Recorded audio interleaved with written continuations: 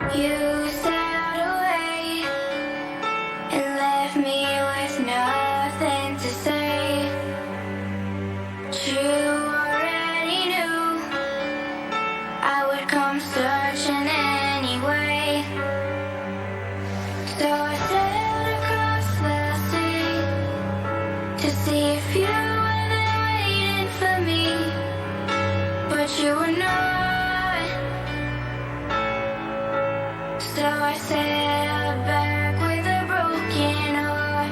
I waited till 3 to see if you would come looking for me, but you did not. So I fell asleep with a broken heart.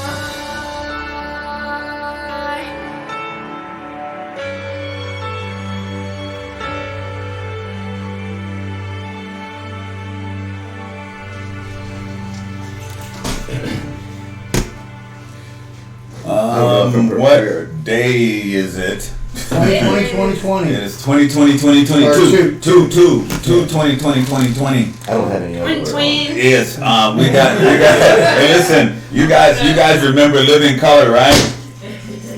You guys remember Fire? Could I get him in the picture? You guys remember Fireman Bill from Living Color? Well, guess who we got on the show tonight? Thank you. The original Fireman Bill, Yeah, who the character was. Yeah. Character. No, seriously though, this is my good friend Bill Manning, Captain Billy Manning of the Sarasota. No, I wasn't a captain there. Okay, Fireman Billy Manning, Sarasota Fire Department. One of our heroes, man. You guys, I swear, I can't even imagine running into a burning building. It's actually pretty easy. It's the running out, that's the hard part. It's the dodging the people that are running out. And the flames. So you gotta be like Richard Pryor said it like it was. Yeah. I don't care how many people are he's getting That out fire of there. that fire makes you run. That fire makes you run fast. I was on fire once, I didn't like it at all. Ooh, I bet. I bet. No, I bet. no, I tell you. No, we make light of it, but it is, we have a company called Protect Our Warriors, and it is to honor armed forces and first responders, in particular firemen, EMS, and police officers, because the job that these guys do is absolutely, we wake up and we go out and we're kind of pretty sure we're gonna come home. These guys could, leave the house in the morning and that could be it. That is true. That could be it. So we were really, really appreciative of you guys. And Billy and I became friends. We play a lot of tennis together, and we do a lot of other stuff together. But I love you, man. Oh, stop. Yeah. Big love. Chrissy, I'm tapping out. I'm tapping out. Don't worry. He's too close to the action. I'll get over to you. They're pretty close here. Let me take a mental pic of this. He's got his too. Listen, I've seen thousands of naked people. You mean nothing to me. Trust me. Nothing. Except now that I know you, and possibility of being a friend. Yeah. Same at the hospital, I had an issue wearing clothes. Yeah. Every time we went to see him visit in the hospital, he was running around naked. The nurses seem to just say he won't keep his coat, What? he won't keep his gown on. What? Is this station PG? Is it PG? It is Facebook, so whatever the parameters are on there, I guess if it gets a little too foul, Oh no. I guess if it gets a little too foul, they'll shut it down. No. You be yourself, man. We're here. We're glad to have you here. We talked a lot. We talked about something. Anyway, guys, hi. This is the Recovery Room. It is 2/20/2020. Yeah. It is 2/20/2020. Yes, it is. We got a 2020. So this is the day to have the clearest of vision. There's no excuse. Hey, you actually have a point there. Yeah. Somebody get a pencil and paper. This morning not too bright. 20. I'm gonna put this down on paper. Yeah. I've never heard you say anything so smart in my life. Wait till he wishes us happy Thanksgiving again. Yeah. Well, it's over. Valentine's Day, actually. Clearly, it is a day of Thanksgiving. Because if you got somebody you love, obviously you gotta give thanks. You know. Someone down to put up with you like my wife because I had a horrible Valentine's Day because I was in tremendous pain and it was all I could do to control it. And so it didn't go well for her, but she was very thoughtful to me and did kick me out of the house at first. After a while she did, and I landed on my head and I woke up and I realized I was dreaming. It's going to be one of those kind of nights, guys. No, I'm sorry. My wife's a mean woman, but a big heart, big But heart. do you pay extra for the meanness? Or No, that came with her. It was all with her. It wasn't an extra. You didn't have to pay extra for it. It just came along with her. Teresa, I have nothing to do with any of this, okay? So But when you she's a see me, sweetheart, and she I know I love you and you're a dear heart, and she's a lawyer, so you gotta watch yourself. Are you guys remember when I'm the not president sure. was there, someone was up there She tearing goes up his away. I hair? don't see her for a day. She comes home. I have to fix dinner. I have to put my apron on. We practiced this a bit for hours. She's a this saint. script. Yeah. Well, this is the recovery room, and it is 2020, or 2020. And, Yes, that's- and it's a really interesting day. It'll never happen again, ever in the history of the world. That will never happen again. And at 2:20 today, I got a message from a friend of mine who was asked at that particular time to witness a couple of people that were getting married. Just out of the blue, she was in the room. They asked, "We need a witness," and it made her day. And there's a little things in life that really make a difference, and this is just the reality. So this is a recovery room, and we talk about a lot of stuff: prevention, treatment, recovery, wellness, relapse. Whatever it is, because the problem is there's not enough people. There's not enough conversation about it. Well, I can start a conversation about it. I was on opiates for almost 15 years. And That's why he's here. That's why I'm here, Yeah. because get one of help, the things is to show you that people do recover, people do good. I wasn't an addict. I had to use mine for pain. Until I had my surgery, that's what I had to depend upon. And even after surgery, I still had to take it on a pretty regular basis because of just the extreme pain. And you actually witnessed the transformation with the pain level from when I got it under control without the opiates. Because with the opiates, you can just keep playing and playing and playing. Right. It doesn't They hurt yourself. hurt till later. Yeah. It's only when you're off the opiates and you're trying to use alternate means that you can fall to the ground or you can lock up. Oh, man. In which I've you seen it witnessed all. me Yeah, I've seen do it it all. all. And people, they think I'm kidding or joking because I have kind of a loud mouth. Yeah. And I'm very jovial, but when I lock up and Is go that what they down, call it these days? That's what your kids are calling it? What? Jovial. I'm older than you. Oh. I'm sorry, I didn't mean to use a big word you didn't understand. Sometimes you gotta watch what you say. I try not to use more than two syllables, but I went to public school. well, so did I. So did I. Yeah. But what happened to me was I made a conscious effort to get off of it. I didn't want to be on it. It didn't really affect me that much because I was always on low dose unless I got back. And then I would end up in the hospital. I'd end up in the hospital at least 3 or 4 times a year. Wow. With my job as a firefighter. And what happened was my back was broken. And I kept re-breaking it, picking up large people, which is where the times I'm pretty sure I re-injured it several times. And the last time was a rather large, I'd say 350, 400-pound lady who 4 men picked up and set on a bed. And I was at the foot of the bed, and she was so heavy that we didn't get her quite in the center, and the bed collapsed and went to drop her to the floor, and I had to grab her legs and the top of it and push her back on board. And that's when I realized that one of these days I'm going to do that, and I will be paralyzed because I had an injury that would have severed my spine right at L5S1. So I decided to myself, I said, Self, So? I do believe it's time for a career change. So I went to a doctor and ended up having surgery, and after the surgery the pain was much better. I could actually feel my leg and it was warm.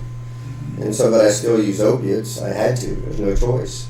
then I went to a different doctor and got a different injection, and I went pain-free. Well, not total. My wife corrects me all the time. I feel it's pain-free because they don't have the sharp. I wasn't falling down. Pain. Well, see, you two guys can talk so much about that because level of pain is a relative thing. You know, when you go to the hospital, they talk about what is your pain level between 1 and 10. Well, mine could be 10 where yours is 2.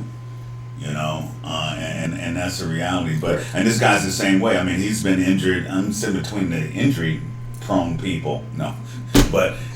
Been injured and has not taken anything. So here I got that whole dichotomy of it all because what has happened is what happens a lot of times in these situations is that it is exactly something like that. You have an injury, and the doctor's pain protocol it all usually includes a painkiller, and in over these last several years it has been opiates because the big pharma has decided that that's what they were going to promote, and they really promoted it heavily. Oh yeah.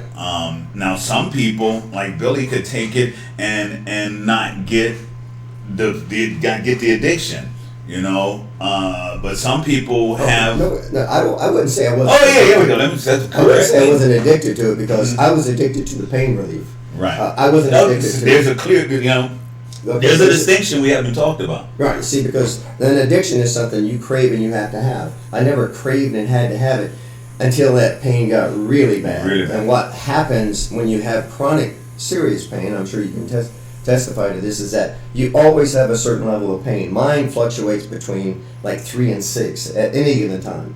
So right now I can run through a 3 to a 6, and you'll know when I have 7 or 8 because I'll jerk, I'll move, and you've seen me jerk, you've seen me do it in my chair. What opiates does, it levels the playing field. So that 3 to 7, that 3 to 6 stays about a 3, 3.5, and it never goes above it. Now, that's the way I medicated myself anyway. Other people decide to take more than directed, and that's how they get addicted to it. With more than directed, or where you're taking so much that the pain is irrelevant.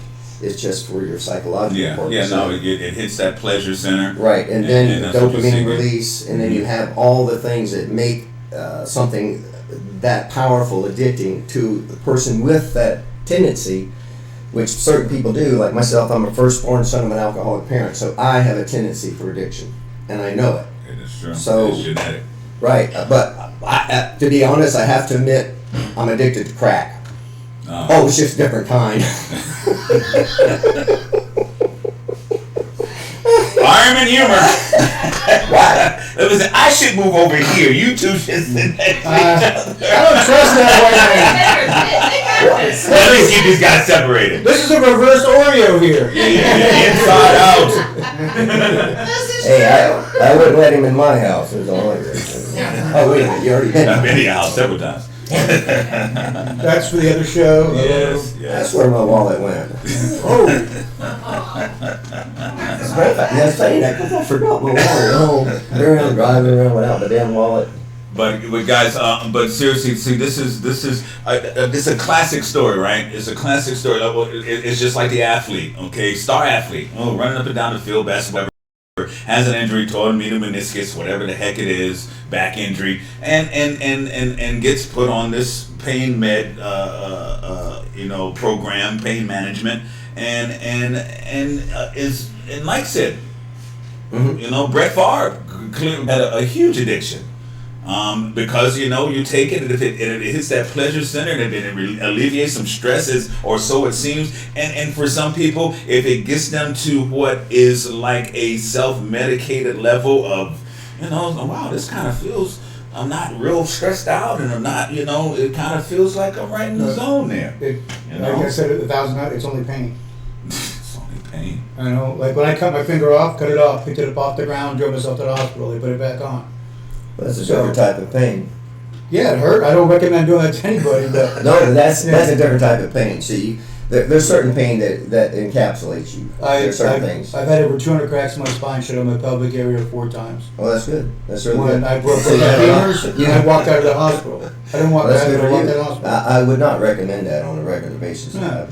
Usually that's what happens to people, and when they get out, the injury is either intensified or it's exacerbated because of their actions, the patient's actions. No, So that's- the doctor said my hip looked abnormal because I had broken it 4 times before. So Well, that X-rays tells you and I you like walked to out of break the your hospital. hips, apparently, I tell you. You gotta- Is it a new Wait for thing? it. Should I?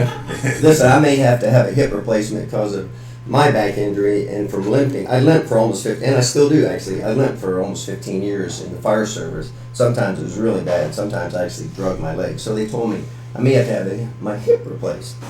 And I thought, I want to get one of them Carmen Miranda hips, you know. Who? J-Lo now. I want one of them J-Lo hips. I want one side normal. I want a J-Lo on one side.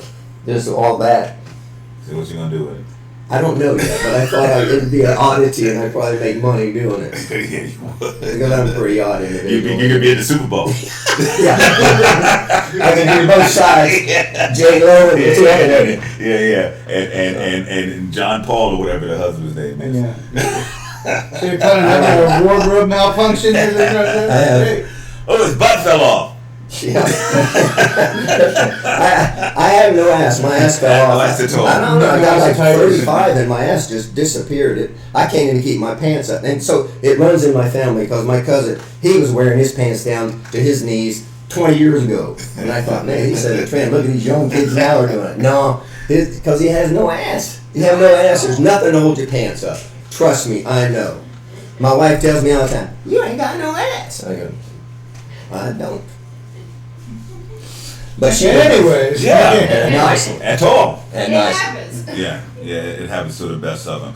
But you know, again, here are three of the categories, right? Dumb or dumbest. Yeah. See no evil, hear no evil, speak no evil.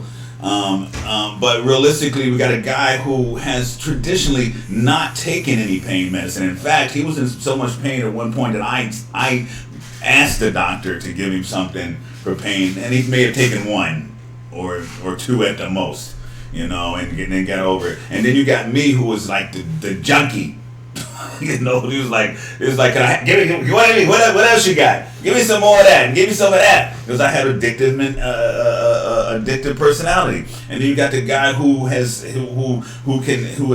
the injury, had the medicine, and took it as prescribed, and that's one of those rarities, you know. Yeah, nobody would believe it.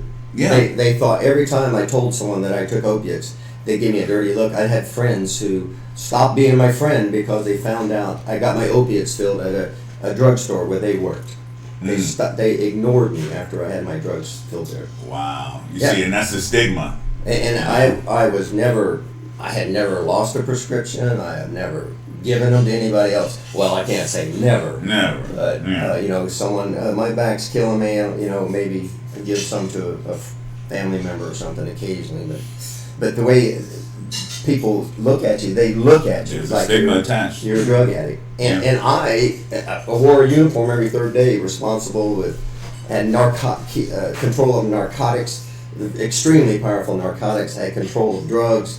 I had control of everything. And yet I was still looked at by that person as a drug addict. Well, hence the reason that we do the recovery room, because that stigma is, and it's changed the whole thing. I mean, obviously some of it's good. I think it's great that the pill mills have been cracked down on, and you know they're not just throwing them out there. But what the flip side of that though is that people like yourself and some maybe elderly people, whatever, who have been on this pain management system for quite some time because of the crackdown, then they have been weaned off too. They have been put in the same category as that person that abused the medication, you know, and so then they suffer because they can't get their medication at least in the same quantity as they used to get it. And so it's taken on all kinds of, you know, different forms, this whole addiction thing. But what we've gotten right now though is we've gotten to where it's not even an opioid epidemic anymore. It is currently a overdose epidemic. People are dying at a clip of about 170 to 100 and whatever 80 people a day, which is like a jetliner going down every day. That's a lot of people, man. But you know what we've gotten is a little callous, and we've gotten a little indifferent. You know, we stand by and see that and watch that happen. And this is what our goal is here. Our goal is to first of all open up the dialogue. Because again, you just said it. Here's a professional, one of our first responders, one of the more well-respected professions on the planet, but because he was taking some pain meds, some opioids, and somebody knew about it, they ostracize him, and that's what is happening. I mean, Sean says it all the time. The picture of the addict is that person that's laying by the dumpster in the back alley with the needle hanging out of his arm, and and just a lowlife, morally corrupt, and just criminal minded or whatever, useless. But what we're trying to say, guys, is that it's somebody's daughter, it's somebody's son, it's somebody's husband. Somebody's brother, sister, you know what I mean? And so these are people, guys, and we can't just discard anybody. It doesn't matter who they are. We can't discard them. I mean, and I'm on a mission, man. I mean, today even, every time I ride down the street and I do see somebody that's living on the street, I think it's like, what? This is not right. Obviously, it's not right, but what is it? Why are we allowing this to happen in one of the richest countries in the world? True. One of my experiences of dealing with the homeless, I'm very similar to you. I carry I carry blankets, I carry jackets. I can sometimes even carry food. And if I see a homeless person, I'll try to, especially in the winter time. One day I went up to a homeless person with a very nice jacket and a blanket laying on the side of the road. And I said, "Sir, would you like a nice blanket?" He goes, "No, I want some money." I said, "Well, I'm not going to give you money. I'll give you some warm clothing." He basically cussed me out, told me to get out of his face. And so what it boils down to, there are certain people that will always be in our society that do not want assistance. Yes. They have mental conditions, or they just have personality traits where they feel more comfortable on their own, the independence of it, the fact that they have no one to answer to. There's all kind of things that would make an individual decide to step back from society and just look the other way and stay out of it for a while. I mean, look what's going on today, where everybody's trying to separate us. So, but the problem is these people get in their groups and then they do the same thing on 8 or 10 people, and there's this tendency not to help, but to control or hurt, and it just doesn't make any sense. Yeah. It doesn't. Yeah. There's something that's not right. Why would I gave an individual a chance, a homeless person a chance and his family to do some work, and because he said he needed the money, and he was traveling around with his family and his 2 sons. And I says, "I will pay you to clean this up. This is all you have to do, and I'll pay you for every hour you're there." They never showed up. Never showed up. So, and they came to me as though they really needed the help and assistance. So for those that really need the help and assistance, it is there. For those that do not want the help or assistance, there is nothing you can do. You cannot force someone to get help. Well, you know that. Yeah. And you know that. Yeah. And I know it. Yeah, that's an interesting scenario. I used to manage restaurants with a friend of mine in Gainesville, and I walked by when he was interviewing this girl, and he goes, "Well, do you want to work or do you want a job?" And she goes, "Oh, I don't want to work. I just need a job to get my parents off my back." And I almost dropped what was in my hands laughing so hard, but because she just blurted it out like, "No, I don't want to work." Whoa, job? I want a job. At least she's honest. Yeah. And so I started asking that question, and I was really surprised that how many people would say, "Well, I don't want to work." Yeah. I don't know. I don't want to work either. Do you want to work? Yeah. Yeah. Dear Jesus.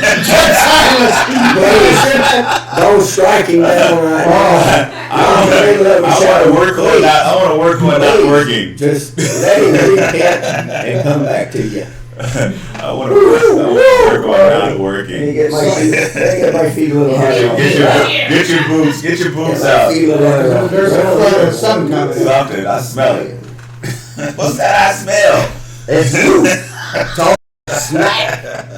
Listen, but see the good point there, because the reality, and that's what we talk about here in the recovery room, which is, when we ever get a call or run into somebody and they say, "Man, I'm so glad that I caught your show that day," or whatever, that because there was something that you said that kind of turned my head. You know, and so I'll say it to you. I'm talking to everybody, but I'm really talking to that person who's listening. I'm talking to that person who's ready. I'm talking to that person who wants to change, I mean, a lot of us want to do it, but that person who's ready to make that decision to do it, because you see, no decision is a decision. Okay, so if you're out there and you're ready to make a decision, you've got three people here, three different phases, different aspects of pain and addiction. Because really, at the core of it all, right, is pain of some sort. Whether it be whether it be mental or physical. Gateway drug. Trauma is the gateway drug. Pain and hurt are the gateway drugs. I'm not going on any of those things. You know, hurt people. You know what I mean? But the reality is that we're talking to that person that's sitting there. They're on the fence. You know, and they're just really just ready to get that monkey off of their back to find what I consider freedom from the chains that bind you with every day having to wake up and figure out how you're gonna get your fix, man. That's one of the toughest lives on the planet. And then the flip side of that though is that when you finally get yourself together, I encourage everybody to look back and remember those things that they did on a daily basis to support their habit, and they got it every day. So you're basically a very ingenious type person. Industrious. That's a good word too. Yeah. Industrious type person, and if you take that same attitude, that same desire, you can do whatever it is you want to do in the world. Mm-hmm. You know, and somebody's going to do something great today, and so I always say, it just might as well be you or me. I mean, I'm looking to do something great today too. You know, and so, but it's all about change your heart, change your mind. It's replacing old habits, stop running them same old tapes. Do they still have tapes? Yes. Do young people know what I'm talking about when I say tapes? Yeah, they're in the museum. Yeah. What's a tape? They give some kid, a teenager, a rotary phone and ask them to use Oh it. my God! I saw they're actually making a cell phone now. It's a rotary. Or Yeah. Oh God! And I was For like, what? Nostalgia. Yeah. You're like, oh, make a call. Go ahead. Yeah. Try. Yeah. You get to that 9. when you talk about the doctors pushing the drugs, let me tell you what occurred in my case. In my case, it wasn't necessarily the doctors as much as it was the insurance companies.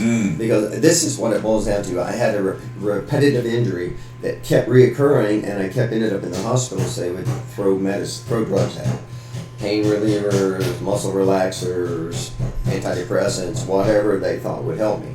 The problem is they just keep increasing the amount they give you in the dosage, and they don't look for the problem. So since 2001, 1999 to about 2010, maybe a little longer, all they did was just throw drugs at it. Just kept throwing more and more drugs at it. And finally, you know, I always had this extra amount of drugs that I would have because I didn't use them, because if I took as much drugs as they wanted, You wouldn't be here right now. no, I wouldn't. I would be, you know, they give me enough drugs to make me an addict, but I only took enough so that my pain would be at a level where I wouldn't scream and holler at my wife, or because you know when you're in intense pain, your body's on alert. You're in fight or flight mode. You're at the very low end of it, but you're in it because the adrenaline is running. You got all this tightness running through your body. Your muscles are tense. You're ready to fight, or you're ready to run and get away. And then you have this intense bolt of pain that comes through you, and you're bearing down. You're trying to control it, and then someone says, "How was your day?" Shut up! Why are you right now? You know, and they didn't do anything but ask you a nice question. So it's not as easy to control with the opiates gone. Okay, the opiates don't. So now I'm having this. I'm trying to use different methods, stretching, and at my age I can do a split. You've witnessed it. I can put my Wait, hands. you do a split on purpose or to? Yeah, I can do it on purpose. Yeah, I can do it. Yeah, it does, and I envy him. because I can't. If I ever see, I will call an ambulance. Yeah, If call I an ever see ambulance. you I'm like not that. getting back up. Yeah. I'm not getting back up. They won't. I'm down for the count. I'm a banana split forever. I seen him almost fall one time. I'm like, oh, good Lord, it'll take more than me. I get him up off the ground. Oh Lord, you have another back injury. Another back end. I'd still try though for it. I'd try to get you up. I'd try to pick you up. I appreciate that. I'd call a wrecker. That's what I do. Oh, yeah, you give me a wrecker over here. There's a big guy down on the court. Yeah. So you know, this is one of those things. Here you got another prime example. You know, we had Dora on, and Dora was that example the what I like to call the hoity-toity. You know, that rich eccentric person that nobody would look at as an addict. You know what I mean? And there's so many of those doctors, lawyers, Indian chiefs, whatever they are. There's so many, and so and probably those people too. They hide behind this thin veneer of success and all that. Meanwhile, they're popping these things like they're going out of style, and nobody knows about it. But I bet you, much like you, especially let's say a doctor. You think a doctor who has patients, if those patients found out that he was on opiates, that they would be like, my doctor's on opiates. Oh my God, I can't go and see this guy. He's an addict. Yeah. It's that deep. It's that deep, and you know, and regardless of the perception of it being this young person thing, poor or underprivileged or again morally corrupt or whatever. No, this thing goes across the board. Yes, it does. Goes across the board. I know elderly people who are addicted. I have an aunt who right now, and I love it. She's like they switched her to medical marijuana and she loves it. You know what I mean? It's a flavor. So you're saying, so we get some brownies sent here? Don't eat the brownies? Oh my God! Yeah, don't eat Aunt Ethel's brownies. No, don't do it. You get Aunt Ethel's brownies, boys. They're gonna be real good, and you don't want some more. Something to eat. Some more, yeah, something to eat and drink. But yeah, it is now public knowledge. It is now up to us as a caring group of people to take that label off, remove the stigma. You know, don't sit by and watch somebody suffer. If you see somebody suffering, man, try to catch it before they go all the way down, because that's where it's going. You know, it's going to a place that you don't want to see them and they don't want to see themselves. And sometimes all it takes is a little bit of love, a little bit of encouragement, a little nudging to say, hey, listen, I see you look like you're struggling, and is there anything I can do to help you? As we said, some people you can't do a doggone thing for. There's nothing you can do. But there's some people that are there, they're wanting, and they're looking for help. You talked about insurance. There's a whole nother conversation. You got a lot of people that want help, but they can't get it because they don't have insurance. You know, it's one of the biggest things in our upcoming elections, right? Or every election for the last several years is how to figure out how to get people insurance, because you can't go to a rehab without it. Some people, you get lucky and they got some funds set aside and get a grant. But other than that, you got people turned away that want help. And insurance companies are taking a lot of those people that do have the insurance and running them to rehab after rehab after rehab. They send them to a rehab in California, and they'll send them to one in Florida, and then they'll send them one up, and you know what I mean? And so it is an insurance fraud type thing. I mean, it's all just tied into something that we've got to address. I mean, it's really as simple as that. I just want you guys to know that, and if a wretch like me can be saved, and if a wretch like me can turn their life around, then anybody can. And I don't say that to try to imply at all that I'm better, smarter. He will tell you. Yeah, I'm not. I can hear his praise. I know him. I can hear him. Yeah. And when I say smart, he's like, yep, you're right. I have to sign certain words for him.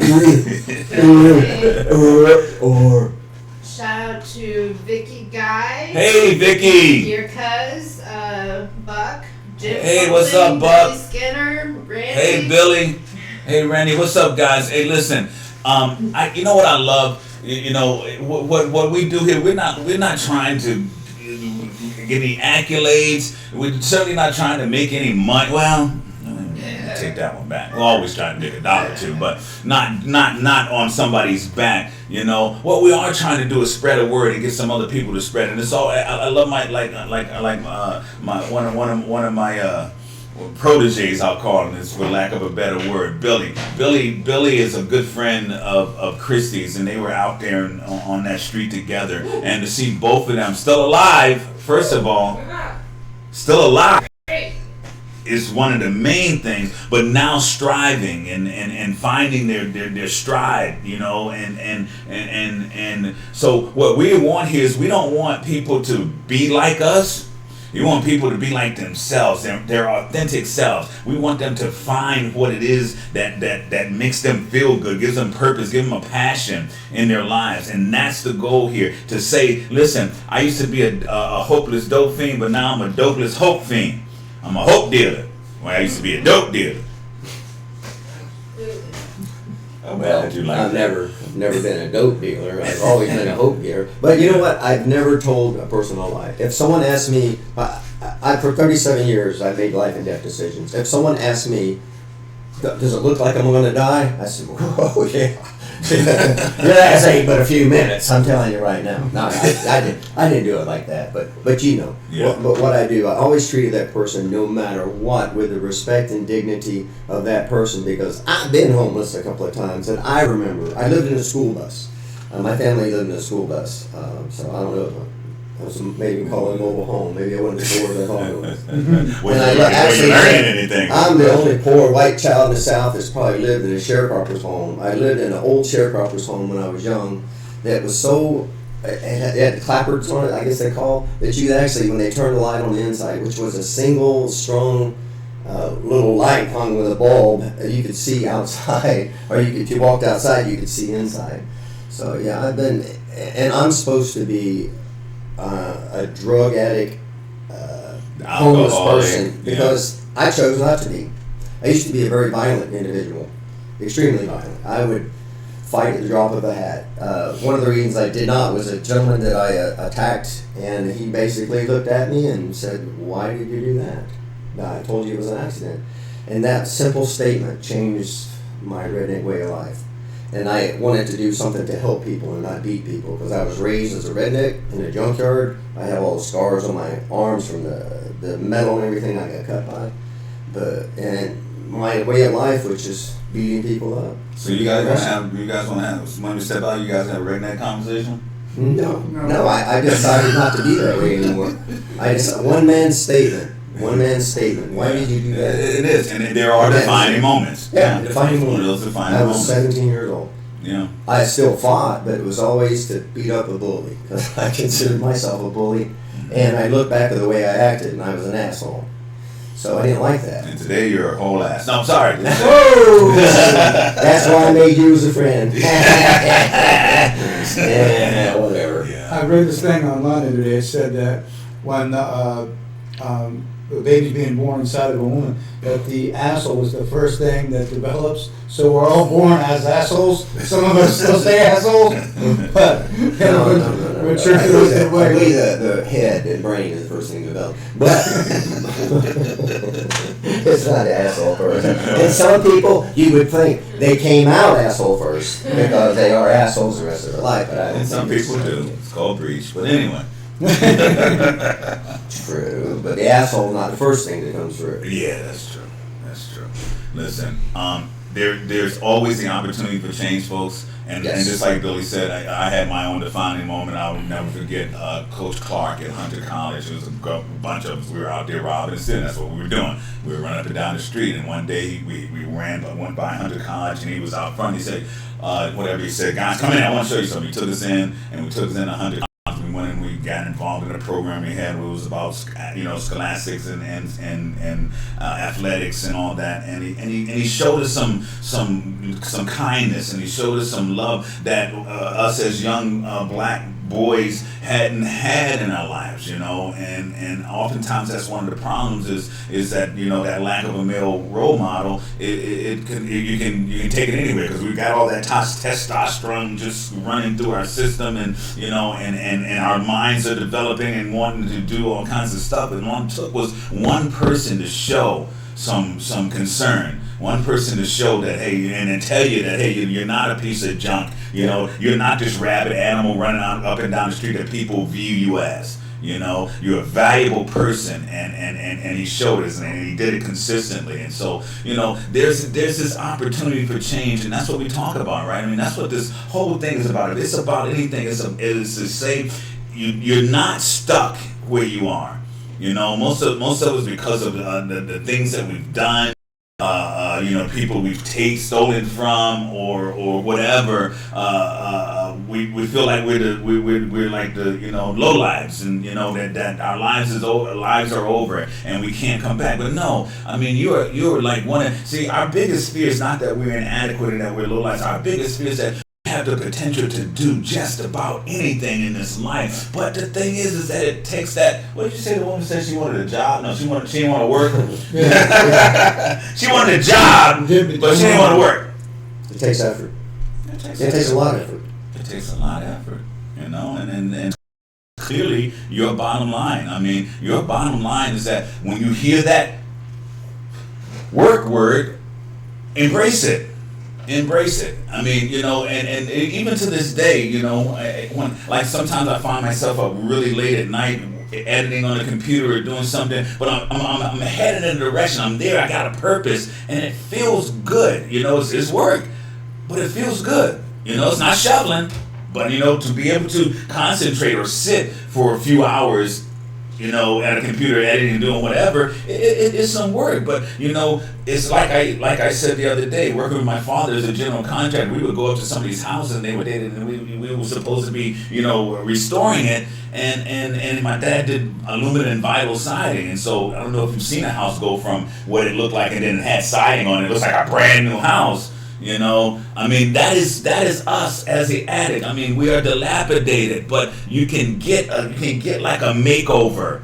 You know, if you look at a lot of the posts that we have on the recovery room, you'll see some people that with the before and after pictures. Man, look at a lot of those, because that is some of the most amazing thing that you can ever see. You see this person that they're ashen and they're all, you know, shrunk up and dried up. A person. It ain't nothing like looking at yourself in the mirror and saying, "Wow, you look good." It's funny because because I'm on a bunch of different other sites as well, you know, a bunch for the Liver Foundation and stuff, but I'm on a couple other addict sites, and just, you know, because a lot of people are reaching out for help. 98% of it is the girls coming out there to say, "Hey, look, you know, I need help, whatever else." It's because guys will like, "Oh, we're tough. You can shoot me, and I'll pull the bullet out and stick my thumb in your eye or whatever else." But it seems like the guys have more of a issue going forward, going, you know, "Hi, my name's Sean. I'm a blah blah blah, whatever else." You guys, you know, you have an issue. You know, you have a problem. You guys have our phone number here. Oh, speaking of which, Don, do you have the phone number available for placement? But yes, Chrissy, would you please place the phone number? Listen, if anything we said you want to talk to Fireman Bill, if you want to talk to Sean, if there's something that, you know, I've said or whatever, or you're currently going through something that is you know, trying, and you know, you want to talk to somebody about it, because that's the biggest first part, is to be able to recognize it and say, "Listen, I really need help. And I need to talk to somebody." Call us. The number is 941. I keep giving my number, but you can call that one too. I put on yours. Okay. Oh, look at that. There it is. Swiped in. 941-201-522-6. Okay. Thank you, Don. 201-5226. Yeah, 201-5226. Call it, and you know that, as Sean said, anytime, 24 hours. We got weird schedules around here. Somebody's up, and we can we'd be more than happy to talk to you and share our hope, share our experience. You can't get back. He's stuck. He can't get back. I'm falling and I can't get up. I mean, you might need someone just to talk to say, "Look, I was thinking about using it again. I need someone to talk to." Yeah. Because sometimes it's late at night. It's the toughest time. You know, when the rest of the world is sleeping and you used to be out creeping. You know, and now you find yourself at home watching television, movies, or whatever, and that thing hits you because, you know, as I always say, that it's like every other relationship. You know, that relationship with your good friend drug, there's a grieving process involved, and that grieving process is like any other. Because when you lose a relative, you lose a good friend. It's been a consistent companion of yours for a long time, and then you got to start figuring out other things to do. It's actually like a crutch. If you know the parable is a crutch, Mm-hmm. you rely on it so much, and when it's not there, you miss it so badly. Yeah. You want to go back to that crutch. So the best thing to do is remember that you can walk Mm-hmm. or get assistance from someone else. Right. You don't need the crutch. You don't need it. And guess what? You can fall down. You know, there ain't nothing wrong with falling down, man. Hey man, I can testify. I fall down several times on the tennis court. Yeah. Yeah, but the point is, you got to get back up. I mean, listen, fall down, get yourself some scuffs and some bruising. You get back up and you're tougher. You know, you jump back on the horse and you're tougher. And so, you know, this is the reality of the situation. It's never too late. It's never too late. I don't care. I could care if you end up in the hospital and the people, you know, you got tubes and I'm speaking of myself. I ended up. I'm one of those people. Just so if you think you're bad, let me tell you about me. I'm one of those people that I overdosed twice in the same day. That's how bad I was. When I woke up in the hospital, I was nervous that I wasn't going to be able to get high. That I actually ripped out my tubes and IVs and butt plugs and whatever else they had. And ran out the hospital and went back and got high again and OD'd again. You know, so if you think you're bad, you think that you've done something so crazy, I can only tell you there's stories out there that are 10 times as bad as your story. Amen. You know, And for people that have been arrested who think that the only reason that I've never been arrested before I started my career in the fire service is because I never got caught. I've stole cars. I actually was in a room where a ton of marijuana, a ton, of which we broke off a chunk and smoked it. If I'd have got caught with it, I'd still be in prison today. And yet, a few years later, I ended up in the fire service, found something I enjoyed doing, and started doing it. And I would still be doing it today if I wasn't, in trouble with my back. So. Yeah, you should see Billy out there on 17th Street and Tully. You know, it's a pretty busy intersection, and there's always fire departments fire trucks coming by, and he's, hey, yeah, I'm retired. I don't have to worry about getting fired. See, I had to worry about getting fired before. Yeah. If I said, all my money is out of the state, is into private accounts, because you get fired, and they can actually take your retirement in certain circumstances anyway. So I thought to myself, well, I don't want to get fired, so I'm gonna keep my mouth shut.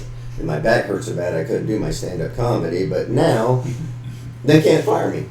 I can say what I want. Yeah, now you can do your stand-up comedy, which is a plug, because that's what one of the reasons Billy's here. We're talking about doing, And I thought, I changed my mind. I thought about this thing from the Bahamas. The people over there, they have a pretty good system now. So what I thought it would do, if you want, I would just change it to do something for you. So, and I've got a place to do it, and I'll pay for the venue.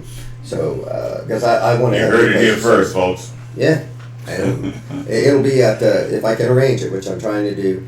It'll be at the Heroes down Tahid Temple. Oh yeah, over on where the firefighters Beneva got together and help with a bar or something. Now it's no, run it's a by nice place. Sahib or Oh, something. and the place is nice. It's back in an event center. Correct. Yeah, no, it's a really, really nice place. That'll be a good place to do it. Obviously, and speaking of which, how about we pay a couple of bills? How about our sponsors? If we can find them. Who's your sponsor? Sponsors. One of them is Hammock Haven here. Hammock Haven. That is an event place. They set up hammocks and play music and do all kinds of stuff. It's a really cool kind of deal. And then we've got 21 Sweet Treats. Life is.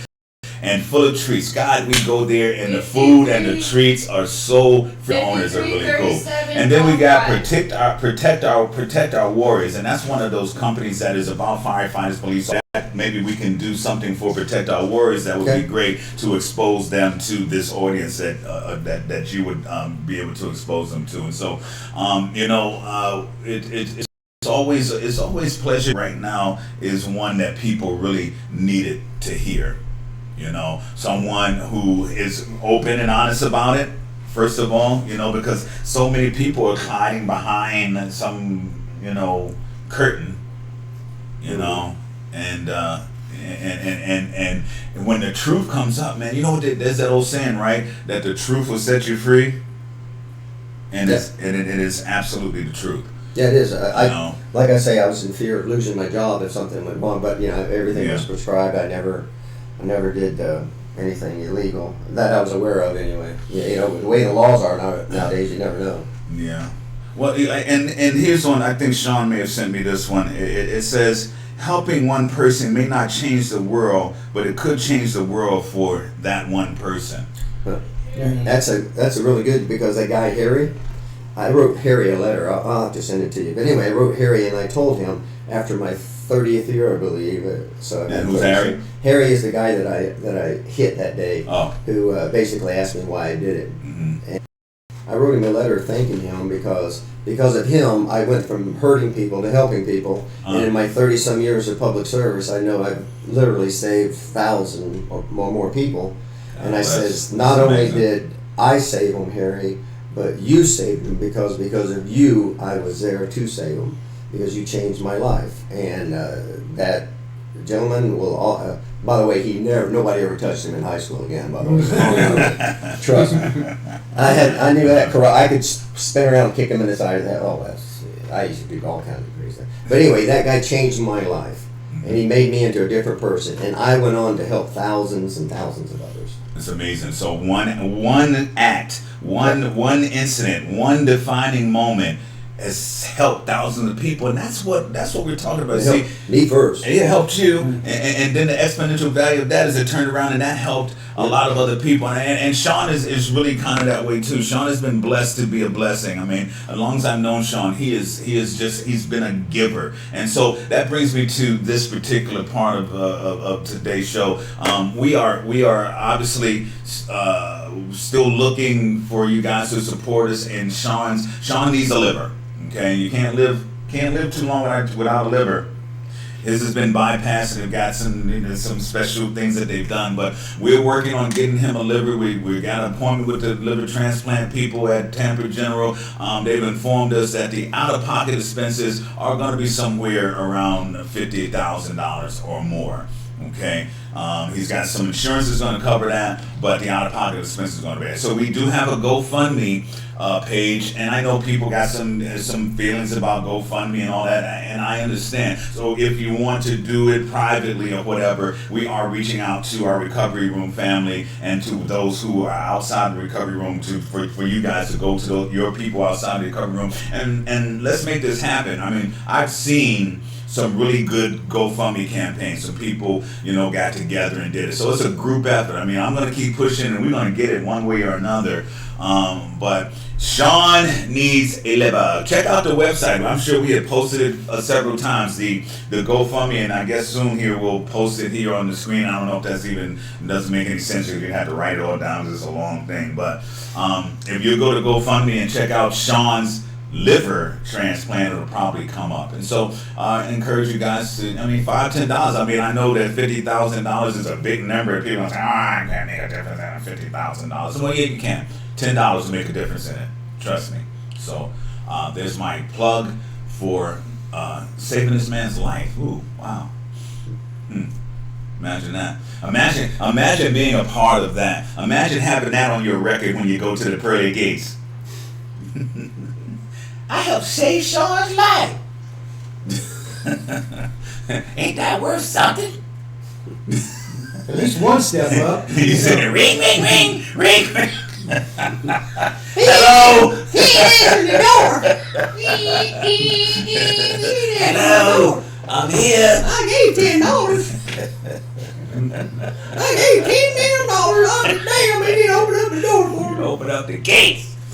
No, seriously, on a serious list. I mean, the dude deserves it. He's a giver, and you know, givers gain. That's how it should be, right? So I encourage you guys to do that. I really do like that thing about helping one person. It reminds me of that story about the little boy that's on the beach, right? And he's surrounded by starfish, and he's throwing them into the water, back into the surf, throwing them in. And a guy walks up to him and said, "Son, did you know that there's hundreds of miles of beach out here and there's thousands of starfish? How can you possibly make a difference?" And he picked up one and threw it back in and said, "Well, I made a difference to that one." You know, and that's just the reality. I mean, we can't help everybody, but God, if you get the opportunity, don't miss it to help somebody. If you're blessed, you know, God works through people. I don't know what your opinion of God is and all that, we could care less. But God works through people, and so if you're that person that's being called to do something, don't miss that opportunity. Don't miss it. Don't miss that opportunity, because that person could be like this guy that turned Bill's life around. You know what I mean? You can do that for somebody else. If you do nothing else in this life, you know, help somebody else. You know, you can't. But so many houses you can't have, but so many you can have as many as you want. But I mean, what's the point? You know, you can't drive one at a time. You know, if you got 10 bathrooms in your house, I mean, you can't use but one at a time. Hopefully, I don't know. So yeah, givers gain, man. Give so that more can live, you know, and that's the thing. I mean, we're losing people, and you know what's crazy about the numbers that, you know, I said it's like 175 to 180 people a day. What's really crazy about that is that the group most affected by that are people aged 19 to 54.